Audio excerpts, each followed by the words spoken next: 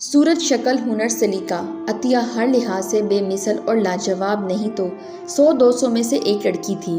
خوش قسمتی سے شوہر بھی ایسا ملا کہ ماں باپ کی جدائی، میکے کی یاد، عزیزوں کی محبت سب دل سے بھلا دی۔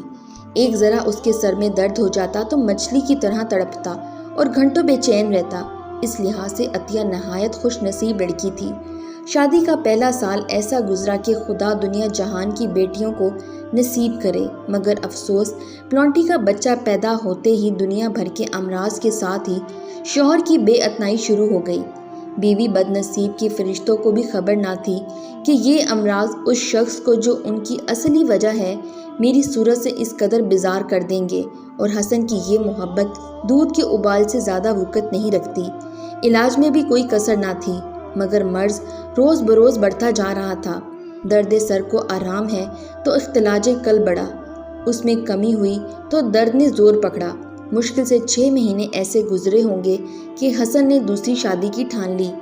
کھاتے پیتے نوکر چاکر سب تھا۔ دوسرا سال ختم بھی نہ ہوا تھا کہ عطیہ کی سیج پر سوکن آ دھمکی۔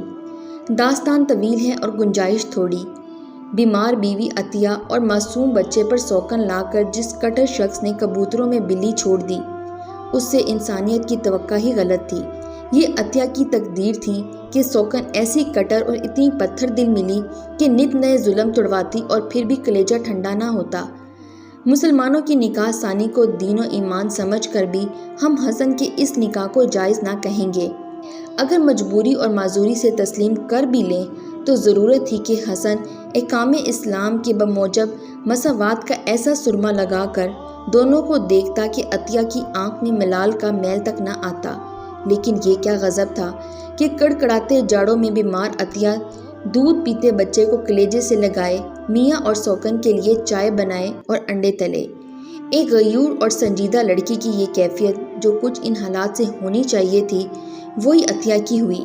وہ اپنی آنکھوں سے دیکھ رہی تھی کہ حسن کی جن آنکھوں سے محبت کے چشمے پھوٹ رہے تھے اب ان سے زہر ٹپک رہا تھا، اور وہ اف تک نہ کرتی۔ ایک رات کا ذکر ہے، بارش برس کر تھم چکی تھی۔ آسمان اپنے چہرے سے سیاہی کا پردہ آہستہ آہستہ سرکا رہا تھا، اور صبح صادق خراما خراما منزل دنیا تک بڑھ رہی تھی۔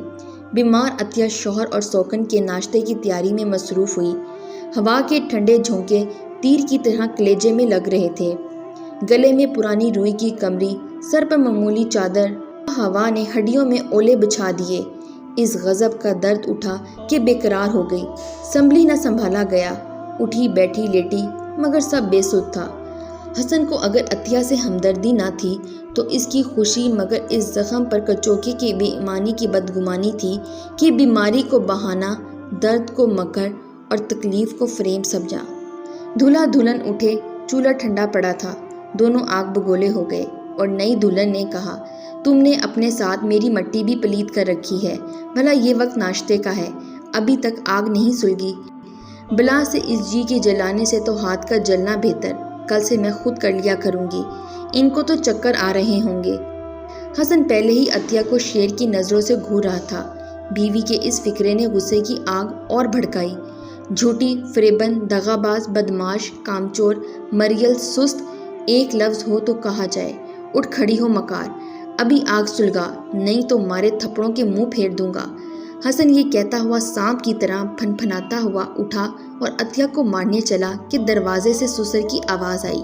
یہ عطیہ کا باپ تھا، جو معمولی گرا پڑا آدمی نہیں تھا، شہر کا مشہور وکیل تھا۔ اکلوتی بچی کی بیماری نے اس کی جان پر بنا دی تھی۔ حسن بیوی پر شیر تھا، مگر سسر کے سامنے بھیگی بلی بن گیا اور دلہن کو ہٹا کر اس کو اندر لایا۔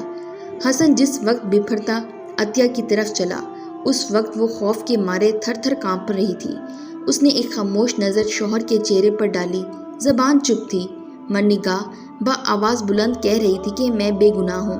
باپ کی آمد نے شوہر کے مار سے بظاہر چھڑا دیا، مگر حق یہ ہے کہ جس نے مارنے کا قصد کیا اس نے مار ہی لیا۔ اس وقت عطیہ کے قلب کی کیا کیفیت تھی اس کا اندازہ صرف شوہر والی بیویاں کا دل کر سکتا ہے۔ اس کی دلی خواہش یہ تھی کہ زمین پھٹ جائے اور میں سما جاؤں۔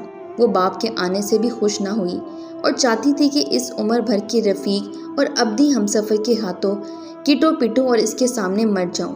باپ کو آتا دیکھ کر اس نے دوپٹے سے آنسو پونچھے، سنبھل کر بیٹھی، سلام کیا۔ باپ نے حال پوچھا مگر اس نے بس یہی کہا کہ خدا کا شکر ہے اچھی ہوں، پھر چپ سی ہو گئی۔ درد لمحہ بہ لمحہ تیز ہو رہا تھا، بخار شدت سے چڑھ رہا تھا۔ باپ کی کسی بات کا جواب نہ دیتی تھی۔ آخر اس نے ہاتھ سے دیکھا، پنڈا جھلس رہا تھا۔ کہا تم جلدی سے تیار ہو جاؤ اور چلو اپنے گھر چلو۔ جوان لڑکی کی معصوم نظروں سے اس کے جواب میں باپ کی صورت دیکھی۔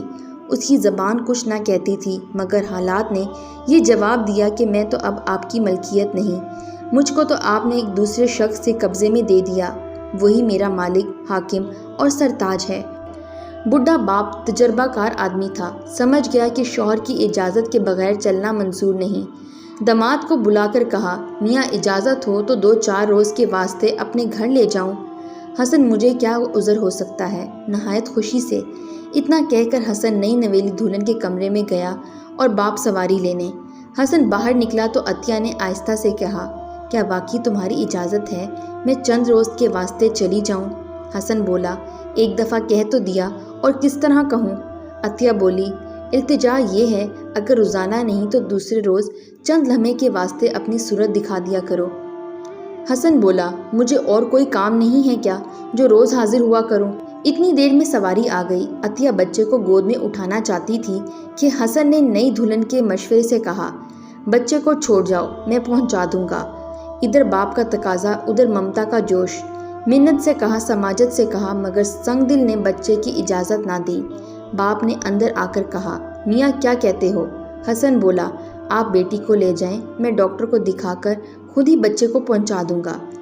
باپ چھچورا نہ تھا کہ لڑنے لگتا، خاموش ہو گیا اور ایک ٹھنڈا سانس بھر کر بیٹی کو سواری میں بٹھا کر گھر کا راستہ لیا۔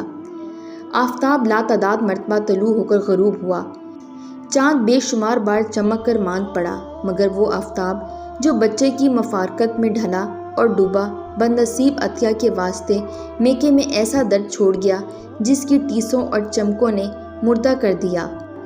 میکے میں ماما، حقیقی چاچا، رشتے کے ماموں سب ہی گئے اور کوشش کی مگر حسن نے بچہ نہ بھیجا۔ دکھیاری کلیجے پر گھونسنے مارنے لگی۔ دنیا آنکھوں میں اندھیر تھی اور کوئی اتنا نہ تھا کہ 4 پیر بچھڑے ہوئے بچے کی صورت دکھا دے۔ تڑپ رہی تھی کہ حسن کا یہ پیغام آ پہنچا، بچہ اپنی پھوپھی کے پاس گاؤں میں ہے، لیکن تم ابھی آ جاؤ، اگر فوراً نہ آئی تو صبح ہی زوجیت کے دعوے دائر کر دوں گا اور عدالت کے حکم لے کر چوٹی پکڑ کر گھر میں گھسیٹ لاؤں گا۔ عطیہ کے باپ نے یہ الفاظ سنے، بیٹی کو بلا کر گلے سے لگایا اور کہا، جا اپنے شوہر کے گھر، اور خدا کے سپرد کیا۔ اتنا کہہ کر بدنصیب باپ کی ہچکی بند ہو گئی۔ اس نے کمرے میں گھس کر دروازہ بند کر لیا۔ عطیہ کی حالت خراب تھی۔ جب یہ سنا کہ بچہ بھی وہاں نہیں ہے، اس وقت سے بخار اور تیز ہو گیا۔ خدمت کی مصیبت آنکھ کے سامنے تھی۔ ماں، بہنیں، سہیلیاں سب کھڑی اٹھ کر آنسو رو رہی تھیں۔ سواری موجود تھی۔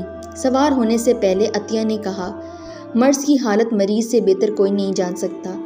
میں اب اس دنیا میں چند ساتھ کی مہمان ہوں اور قریب ہے وہ وقت کہ ماں میری موت اور باپ فراق ابدی پر خون کے آنسو گرائے اور میری نامراد آنکھیں معصوم بچے کی صورت کو پھڑکتی ہمیشہ کی نیند سو جائیں۔ مگر مجھے ماں کے صدمہ، باپ کی رنج اور عزیزوں کے افسوس سے زیادہ اس مصیبت کا دھڑکا ہے جس کے خیال سے میرے رونگٹے کھڑے ہوتے ہیں۔ بہنوں، جن کانوں نے کنوارے پن میں ماں باپ کی جھڑکی نہ سنی، نکاح نے ان کو سخت سے سخت اور بد سے بدتر کلمے سنا دیے۔ جس جسم پر پھول کی چھڑی نہ لگی تھی، اب اس پر بیدے پڑنے کا وقت آ پہنچا۔ میرا سانس اکھڑ رہا ہے اور وقت آخر ہے۔ میرا پیغام مسلمانوں تک پہنچا دینا بزرگوں، اگر صداقت اسلام کی روشنی دلوں میں اور انصاف کی جھلک آنکھوں میں موجود ہے تو کبھی بھولے بسرے سوتے جاگتے ان بدنصیب ہستیوں پر بھی غور کرو جو ناز و نم سے پل کر ہاتھوں چھاؤں سے بڑھ کر سنگ دل شوہروں کے قبضے میں جا پھنسی۔ مسلمانوں کی حالت کا قیاس اپنے اوپر نہ کرو۔ اس بدنصیب قوم کی حالت زار کی داستان گھر کی ماؤں اور پڑوس کی بدنصیبوں سے سنو۔ زندگی آپ کو مصیبت اور دنیا ان کے واسطے دوزخ۔ ظالم شوہر سے اٹھتی جوتی اور بیٹھتے لات ان کو کائنات کی بدترین ہستی بنا دیا۔ اللہ ایمان سے کام لو اور بتاؤ، اگر ہم نے حکم طلاق کے آگے کبھی اف کی ہو، تم نے بے گناہ بے قصور طلاقیں دیں اور ہم نے گردنیں جھکا دیں۔ اگر اسی نبی اور اسی مذہب نے ہم کو خلا کا حق دیا تھا، مگر ہے کوئی مسلمان جو آج کہہ سکے کہ اس نے ایک بد نصیب بیوی کو خلا دلوا کر ظالم شوہر سے چھٹکارا دلوایا ہو؟ ہم نے خاک ارض سے اٹھنے والے رسول صلی اللہ علیہ وآلہ وسلم کے احکام سر اور آنکھوں پر اور اسلام کی لاج رکھی، مگر تم نے اس پاک ہستی اور مکمل انسان کا ارشاد ٹھکرا دیا